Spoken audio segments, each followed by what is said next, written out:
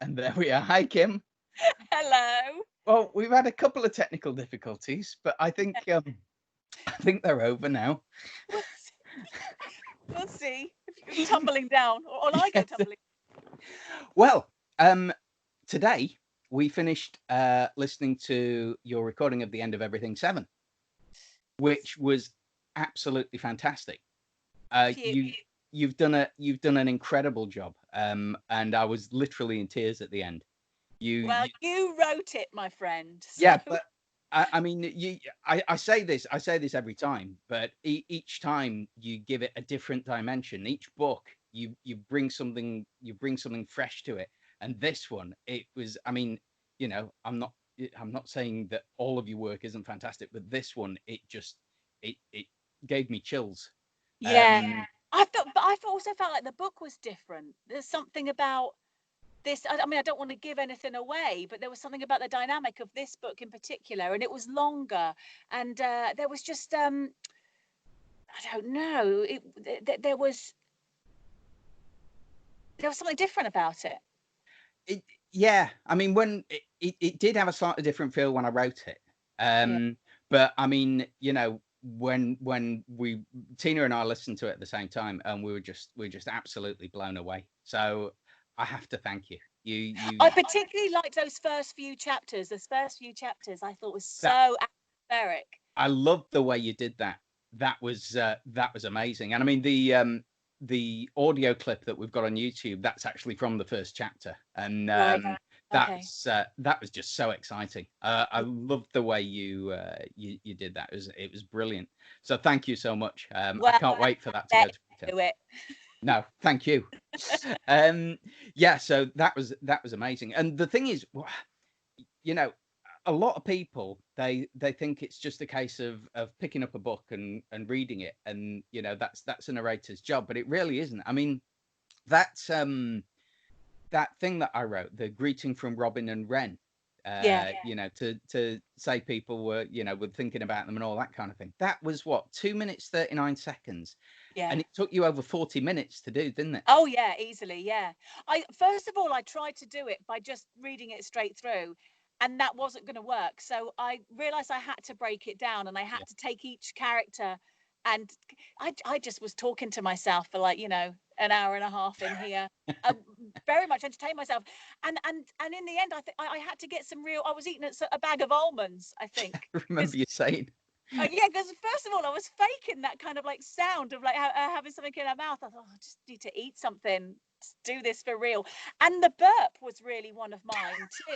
So, Yeah, you're that's welcome. first class burping. I don't think there's a narrator out there who can do what you do in that I arena. make walls shake. But that was brilliant. But yeah, I mean, that's the thing. People just think you do a read through, but there's so much work that goes into it, isn't it? For that two and a bit Yeah, minutes.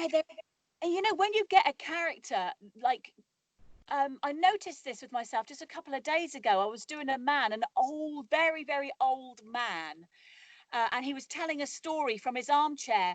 And as I was doing it, I found myself like, having the old tremors as I was doing it. Like, because you have to like immerse yourself, really get into it. Into the character. Yeah, when you're in a play, you get to play one role, and that's great and wonderful. And when you direct a show, you kind of get to play every single role in your head. Yeah, And when you get to do an audiobook, it's the same. You get to like be all the characters. You get to direct it. The art director. You're basically in control of the whole thing. It's yeah, quite incredible. It's really satisfying. yeah. Well, I mean, you do it incredibly well. We absolutely love what you do, and like I say, thank you so much for End of Everything 7, which has now been sent to Audible for ACX, We'll for them see to. Okay. how long that takes. Yeah, yeah. Yeah. But there's something else that's really exciting that I found out about when Yes, I spoke to you but the can other I day. just say there's something that's very exciting, and that is a happy National Writing Day. I didn't even know it's National It's Writing Day. yes, it is. Cripes So alive. there, you Well, need to. special drink tonight, I think. I have a special drink most nights. There's always something to celebrate somewhere. Right. Well, thank you. I shall raise a glass to my fellow writers tonight. Yeah, you should, and I'll do the same.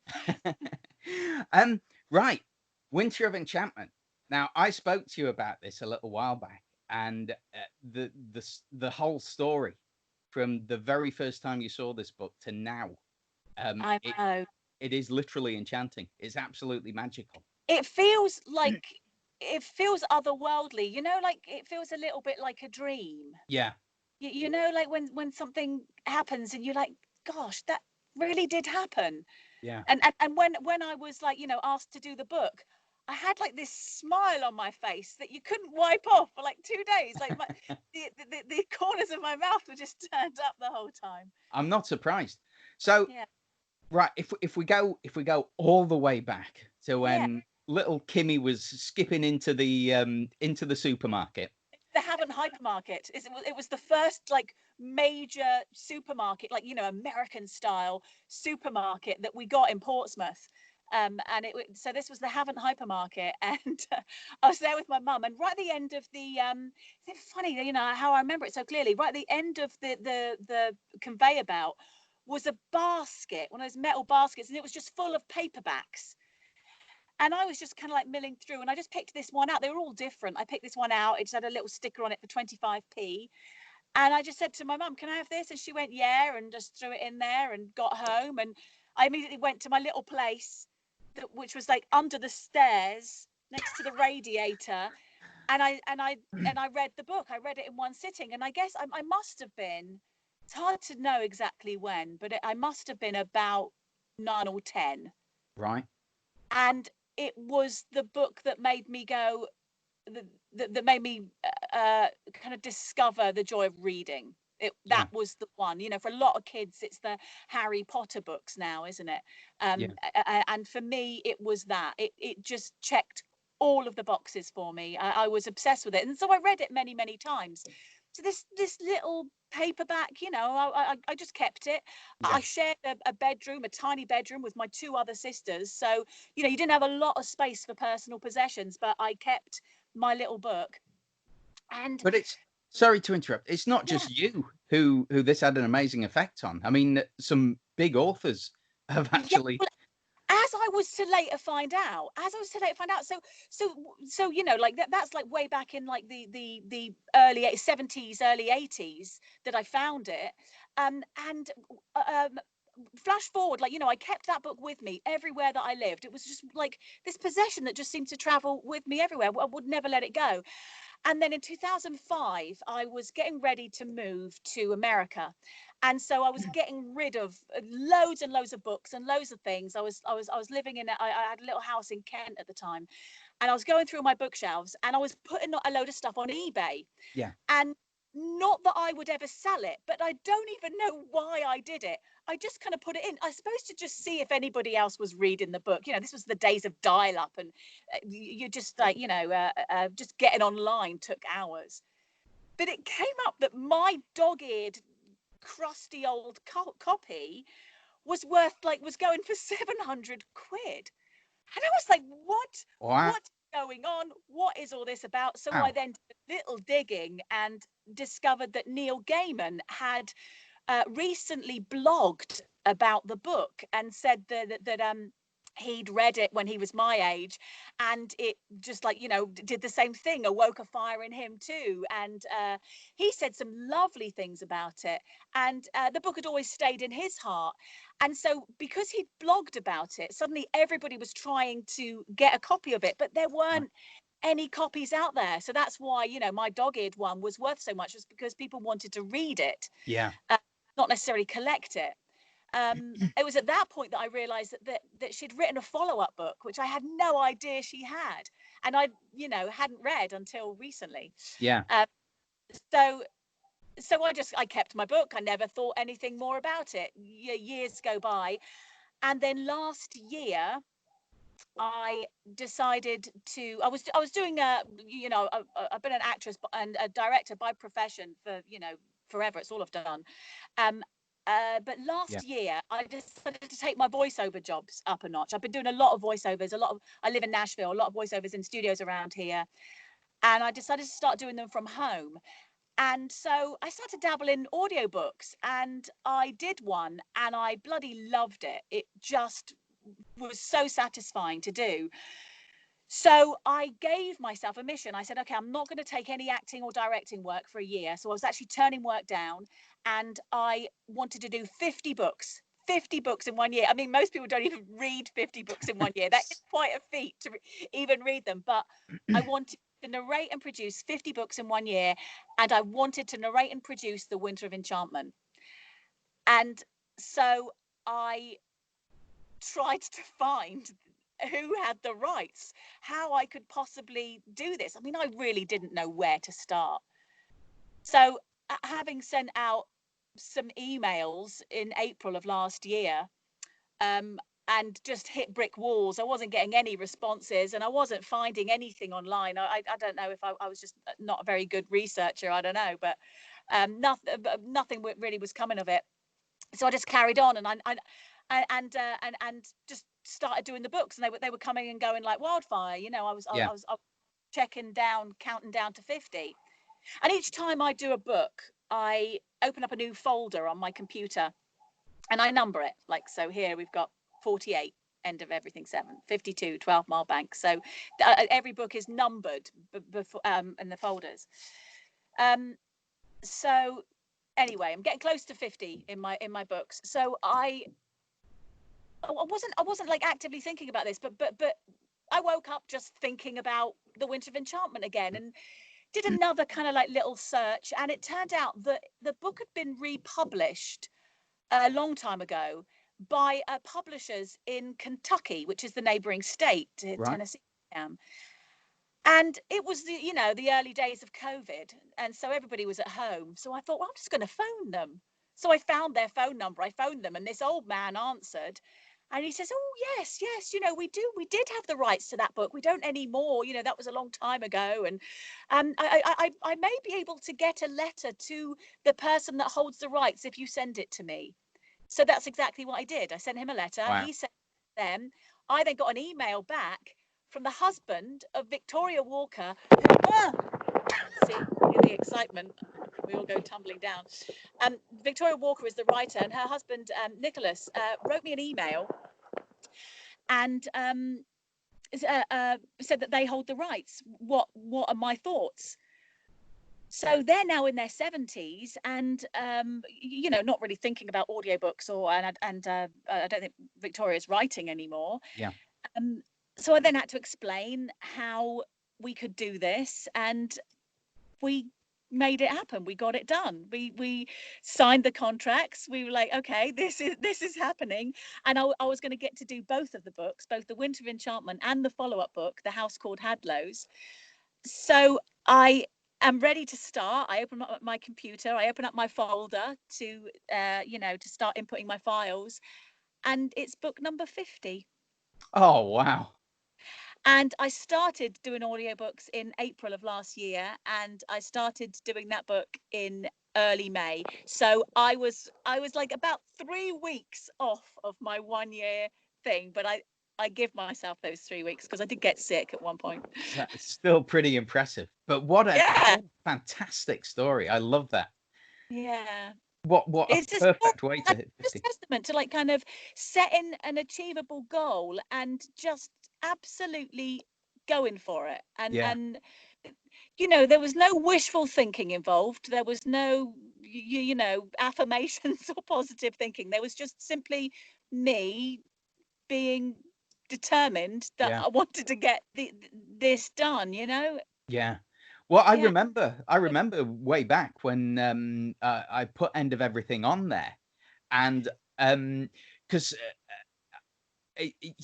I'd actually seen your profile, and I thought, yeah, there's no way she'd do it. so, Oh my so gosh. and then when you came to us, I was just gobsmacked, and the reading that you did was absolutely incredible, and that's, well, that's 11 books back for us now, is it? I know. And you know, and I remember thinking at the time, you know, like, am I going to enjoy this genre? Because it's not a genre that I watch. I don't watch horror. But it's not really horror. It's not really horror. It's not really the things that scare me anyway. And so, I thought, yeah, I'm not sure if I'm going to enjoy this. And I am like the most massive fan now of like your books. I haven't read anyone else's, but I think I might enjoy them. So if I had time to read and to If you enjoy had it, time, yeah. I mean, yeah, doing what you're doing at the moment, I'm surprised you've got time for anything. I don't. Do you know what I do? I live in this cupboard here. I talk to myself all day. I do my housework. I say hello to my son and my husband. I sometimes have time for a bath. But I mean, look at what you've achieved. It's absolutely incredible. I mean, you know, anybody with that kind of focus, it's Yeah, just and amazing. not, you know, every single day I'm doing 2 or 3 more corporate jobs. Yeah. You know, as well as that. Although they did stop a lot over the time of, you know, since February. Well, yeah. Yeah, it will start again now, but I mean, that's only understandable, isn't it? Yeah. So what's your next project? Oh gosh, I'm really not looking forward to it. It's called Safe Haven, book number 6. So that, coincidentally, that's the one that you're doing next. That's good news. Yeah, I've just got a few more little pickups to do on the book. I've just finished one called 12 Mile Bank, which is it's oh gosh, I forget the name of the genre. I think it's called Deep Sea Adventures or Caribbean Adventures. Right. Again, a genre I didn't think I was, you know, particularly, just not one that was an obvious one to me, but I bloody loved it. Really enjoyed it. Yes, I've just got a few pickups to do for that one, and then I'm going straight into Safe Haven 6. So I'll probably start that day after tomorrow. Fantastic stuff. Yeah. Well, I look forward to listening to that as well. Yeah, I can't wait to. Yeah, I have a lot of questions. Having just done end of 7, I can't wait to sort of like tie a few things off in my head with this one. So I'm excited. I'm always excited to do your books. I really am. I could just sit there and do them one after each other if I could. Oh, that's lovely of you to say. Thank you. But there are a few surprises in this one. So you might want to have your hankies ready. Yeah. Okay. I do have hankies in here. Say, it's a good end job. of 7 cry. Sorry. End of 7 and end of 6 made me cry. Well, we were in tears when we listened to the end of Everything 7. You did amazing with actually we were in tears at the end of Everything 6 as well. Yeah. You did fantastic with that. You cry so well. I know quite too easily. Yeah. But yeah, it's easy to get quite emotional when you're in a cupboard, you know, on your own. I'll have to try it sometime. Next time I need to do a really emotional scene, I'll go and lock myself in a cupboard somewhere. Oh yeah, this does work. Yeah. Right. Well, thank you so much for taking the time to record to speak to me today. And I'm really pleased we managed to record this. No, don't be silly. Nice to talk to another person. You know what you made me do, actually? You made me get out of my pajamas. So there's that. Well, if I can, if I've done nothing else today, then that's something I can be proud of. Lovely talking to you as always, Kim. You too. You take care. See ya. Bye-bye. Bye.